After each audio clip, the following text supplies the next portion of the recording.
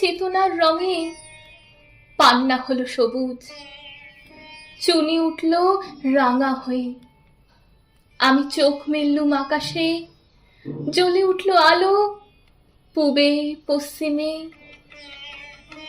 গোলাপের দিকে চেয়ে বললুম, সুন্দর সুন্দর হলো সে। তুমি বলবে, এ যে তত্ত্ব কথা, এ কবির বাণী নয়।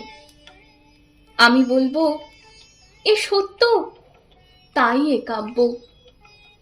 এ আমার অহংকার, অহংকার সমস্ত মানুষের হয়ে। মানুষের অহংকার পটেই বিশ্বকর্মার বিশ্বশিল্প।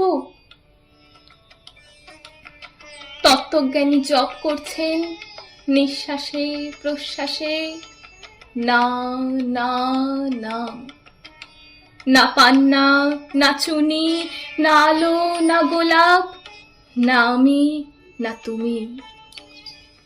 ওদিকে অসীম যিনি, তিনি স্বয়ং করেছেন সাধনা মানুষের সীমানায়। তাকেই বলে আমি।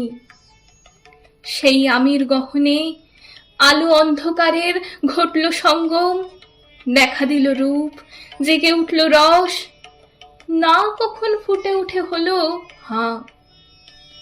মায়ার মন্ত্রে, রেখায় রঙে, সুখে দুঃখে। একে বলো না তত্ত্ব। আমার মন হয়েছে পুলকিত, বিশ্ব আমির চেতনার আসরে হাতে নিয়ে তুলি, পাত্রে নিয়ে রং। পণ্ডিত বলছেন, বুড়ো চন্দ্রটা নিষ্ঠুর চতুর হাসি তার। মৃত্যুদূতের মতো গুড়ি মেরে আসছে সে পৃথিবীর পাঁজরের কাছে। একদিন দেবে চরম টান তার সাগরে পর্বতে, মর্তলোকের মহাকালের নূতন খাতায় পাতা জুড়ে নামবে একটা শূন্য, গিলে ফেলবে দিন রাতের জমা খরচ।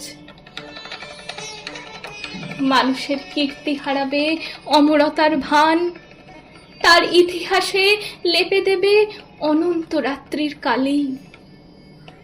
মানুষের যাবার দিনের চোখ বিশ্ব থেকে নিকিয়ে নেবে রং, মানুষের যাবার দিনের মন ছানিয়ে নেবে রস। শক্তির কম্পন চলবে আকাশে আকাশে, জ্বলবে না কোথাও আলো। বিনাহীন সভায় যন্ত্রীর আঙুল নাচবে, বাজবে না সুর।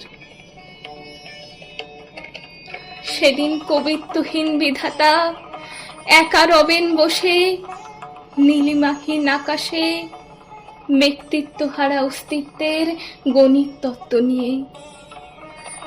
তখন বিরাট বিশ্বভুবনে দূরে দূরান্তে অনন্ত অসংখ্য লোকে লোকান্তরে এ বাণী ধ্বনিত হবে না কোনোখানেই, তুমি সুন্দর, আমি ভালোবাসি।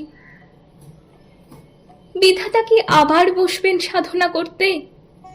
যুগ যুগান্তর ধরে প্রলয় সন্ধ্যায় জপ করবেন, কথা কও, কথা কও, বলো তুমি সুন্দর।